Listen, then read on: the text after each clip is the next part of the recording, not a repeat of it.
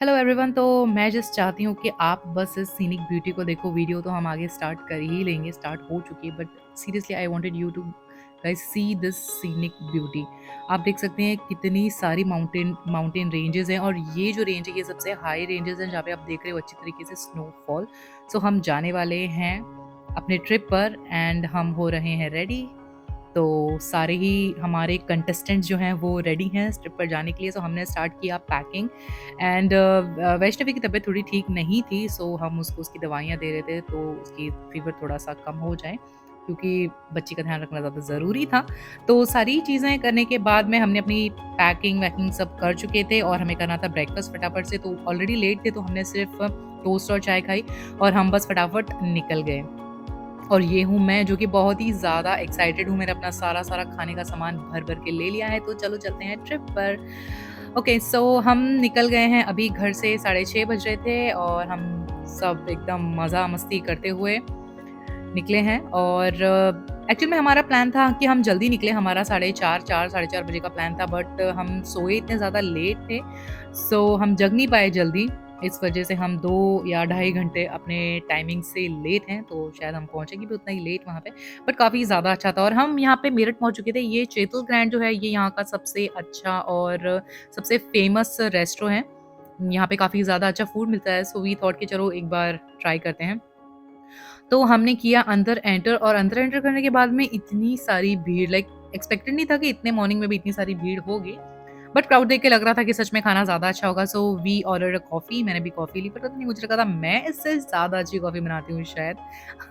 सच में। और खुराना साहब को धूप में अंदर आने के बाद भी उनको धूप लग रही है, सो वो अपना चश्मा लगा के बैठे हुए थे। और ये थी विंटेज बाइक। उसके बाद में हम फिर निकल चुके हैं दोबारा से। और मेरठ से कुछ दूर आगे चल के ही हमको ये माउंटेन्स दिखने लग गए थे। काफ़ी पहले से ही माउंटेन्स वगैरह दिखने लग गए थे एंड मौसम काफ़ी ज़्यादा अच्छा था और काफ़ी साफ़ मौसम था। तो सारी ही रास्ते वगैरह एंजॉय करते हुए हम पहुंच गए। एंड गाइस आप देख रहे हो ये यमुनोत्री है, क्योंकि ये यमुना नदी यहीं पर है। और हुआ फाइनली टायर पंक्चर। एक्चुअल में रास्ते इतने ज़्यादा खराब थे कि एक शार्प सा एक स्टोन था जो हमारे टायर में घुस गया एंड फट गया। No problem. बट फाइनली हम पहुंच चुके हैं चक्राता। ये है हमारा रिज़ॉर्ट जो हमने बुक किया था, और ये काफ़ी ज़्यादा अच्छा था। लाइक ये कैमरा शायद यहाँ की ब्यूटी ना एक्सप्लेन कर पा रहा हो, क्योंकि हम सब बहुत खुश थे देख के। क्योंकि एक्चुअल में क्या था, हमने सिर्फ़ इसको फ़ोटोज़ में देखा था और वीडियोज़ में देखा था, तो हमको नहीं पता था कि ये पता नहीं कैसा होगा, कैसा नहीं। सो एक जस्ट चांस की बात थी कि शायद अच्छा हो जाए, शायद अच्छा हो। बट ये एक्चुअल में काफ़ी ज़्यादा अच्छा था, काफ़ी ज़्यादा मतलब एक्सपेक्टेड नहीं था। तो ये इतना बड़ा एरिया, मतलब बहुत बड़ा एरिया था।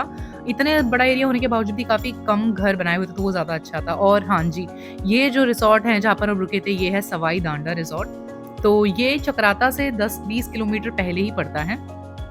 मेन चक्राता में नहीं है, चक्राता से थोड़ा पहले ही। और ये रोड है जो ये कटती है, स्ट्रेट आप जाओगे तो उसके आपको राइट हैंड साइड में आप देखोगे ये नीचे यहाँ पे बोर्ड लगा हुआ है, यहाँ से आप कर सकते हो एंटर।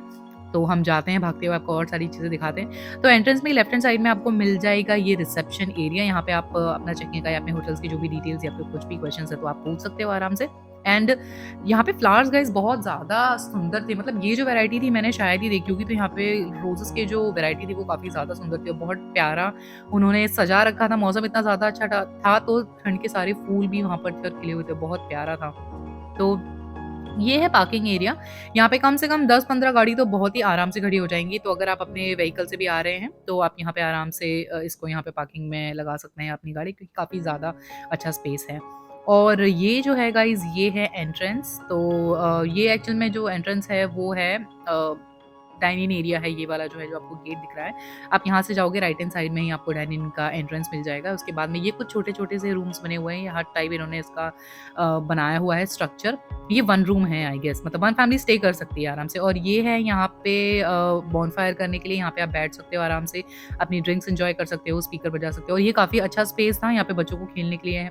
यहाँ पे ये सारी एक्टिविटीज़ भी थी, जैसे कि टायर वगैरह लगाए हुए हैं, झूले वगैरह थे। काफ़ी, अगर आप बच्चे के साथ भी आ रहे हो तो वो आराम से यहाँ पे अच्छे से एन्जॉय अपना कर सकता है।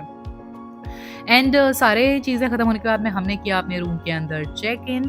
तो हमारी मस्तियाँ चल रही थी कुछ-कुछ। तो ये मेरा रूम है। एक्चुअल में गाइज़ मैं इतनी ज़्यादा एक्साइटेड हो गई थी यहाँ पे आने के बाद, मैं इन वादियों में इतना खो गई थी कि मुझे रूम का वीडियो बनाने का ध्यान ही नहीं रहा। तो मैंने वैशाली से कहा कि मुझे एटलीस्ट भेज दो, तो मैं आपके लिए इसमें मेंशन कर दूँगी। तो ये नीचे का फ्लोर था और ये ऊपर इस तरीके की सीढ़ियाँ हैं और बीच में थोड़ी-सी एरिया है और ऊपर का बेड ये है। लाइक 2 लोगों के लिए नीचे है, 2 लोगों के लिए ऊपर है। ये एक मतलब 4 लोग आराम से रह सकते हैं इसमें और इसका हमने कुछ 5500 रुपीज़ पर नाइट का पे किया था, जो कि मुझे काफ़ी अच्छा लगा। लाइक मैंने ये थोड़े पिक्चर्स भी इसमें मेंशन किए हुए हैं आप लोगों के लिए, आपको शायद थोड़ा ज़्यादा अच्छे से समझ में आए। ये डिट्टो जैसा ही कमरा था जैसा यहाँ पे आपको दिख रहा है और मतलब 4 लोगों के लिए 5500 इज़ अ गुड अमाउंट, मतलब आराम से आप आ सकते हो। और उसके बाद में बहुत ज़्यादा भूख लगी थी, तो हम ट्रैवल करके आए थे तो बहुत ज़्यादा भूख लगी थी और लेट भी हो गए थे काफ़ी ज़्यादा, ये टायर पंचर एंड ऑल हुआ था। तो उसके बाद में फिर मैं घर से ही सारी चीज़ें प्रिपेयर करके लेकर आई थी। तो अब हम बनाने वाले हैं हमारा बर्गर और मैंने ये लगाया है मेयोनीज़ अपने बर्गर पे और बर्गर बनाने के लिए सारी चीज़ें मैं पहले से ही घर से ले आई थी क्योंकि मुझे पता था पहुँचते ही फिर उनको ऑर्डर करो तो बहुत टाइम लगेगा। तो ये बच रहा था तो मैंने सारा किया प्लेस उसके अंदर सब कुछ लगा के बेहतरीन तरीके से और सबको मैंने सर्व किया। हमने कॉफ़ी मँगा ली थी उनसे ही और हमने स्टार्ट किया अपना खाना-पीना। मुझे इतना ज़्यादा टेस्टी नहीं लगा था, इन सबको काफ़ी ज़्यादा अच्छा लगा बट मैंने सोचा शायद ये गरम होता तो और ज़्यादा अच्छा होता बट कोई बात नहीं अच्छा है। और ये पता नहीं कहाँ से आ गए थे, सुबह-सुबह मैंने जैसे ही खोला मुझे इनके ही दर्शन हुए एंड उसके बाद में ये शाम का ही व्यू था, थोड़ी देर हमने रेस्ट किया उसके बाद में हम शाम को बाहर निकले क्योंकि बहुत ज़्यादा ठंडी थी एक्चुअल में।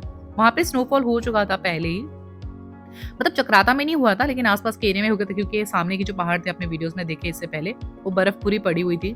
तो यहाँ पे ख ठंड का मौसम काफ़ी ज़्यादा हो गया था और ये हो गई है मॉर्निंग, हम सारा कुछ चिल करने के बाद में रात को पार्टी-शार्टी करने के बाद में ब्रेकफ़ास्ट के लिए आए। यहाँ पर था पोहा, आलू पूरी की सब्ज़ी, ब्रेड और जैम था और चाय थी। तो यहाँ का ब्रेकफ़ास्ट भी काफ़ी ज़्यादा अच्छा था। 5500 में हमें ब्रेकफ़ास्ट भी इंक्लूडेड था और काफ़ी टेस्टी खाना था। ये रही वैष्णवी अपना ब्रेकफ़ास्ट करते हुए। फिर उसके बाद में हमने सोचा ब्रेकफ़ास्ट वगैरह कर लिया, चला थोड़ा घूमने चलते हैं, तो हम नीचे जा रहे थे पहाड़ों के नीचे एक मतलब बुग्याल टाइप्स का बना हुआ था, वहाँ पे शायद लोग रहते थे, गाँव के लोग थे, नीचे गाँव थोड़ा बसा हुआ था। तो हमने सोचा थोड़ी-सी ट्रैकिंग-वैकिंग करके ही चलते हैं, तो हम नीचे पहुँचे और हमको ये प्यारी सुंदर सी गौ माता दिखी, ये काफ़ी ज़्यादा क्यूट लग रही थी। तो मैंने इनके साथ ही अपना थोड़ा-थोड़ा टाइम स्पेंड किया क्योंकि यार जब हम आए हैं कहीं पर घूमने के लिए तो मुझे लगता है कि हमें सारी छोटी और बड़ी चीज़ें कवर करनी चाहिए।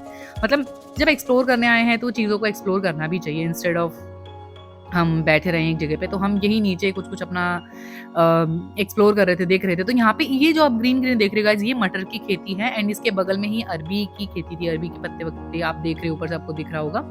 तो इन्होंने दोनों तरफ जो भी यहाँ पे रहता होगा उन्होंने कर लिया था। और फिर हम घर पे पहुँच गए उसके बाद में दोबारा से नहा धो के हम हो चुके थे रेडी मंदिर जाने के लिए। हमें बताया गया था कि यहाँ पे एक शिव जी का और एक माता का मंदिर है।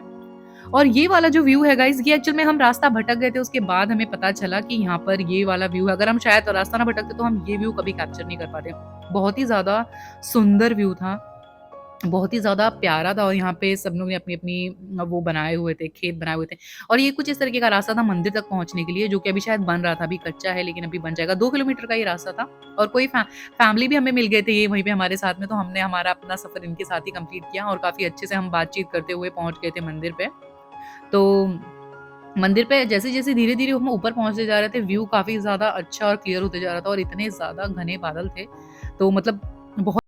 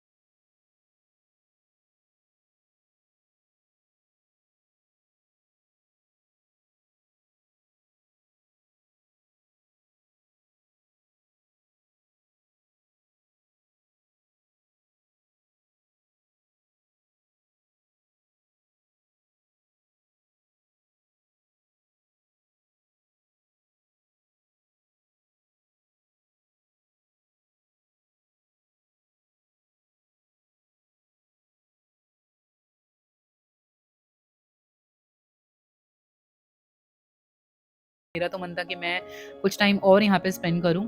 बट हमारे फ्रेंड्स हमारा होटल में वेट कर रहे थे, तो हमें जल्दी-जल्दी जाना पड़ा एंड हम आ गए फिर यहाँ पे वापस अपने घर पे एंड उसके बाद में हमें चेकआउट करना था। So this is all the video, hope you guys like it. If you are new on my channel, so please do like, share and subscribe to my channel and share with your friends. Thank you so much for guys, thank you.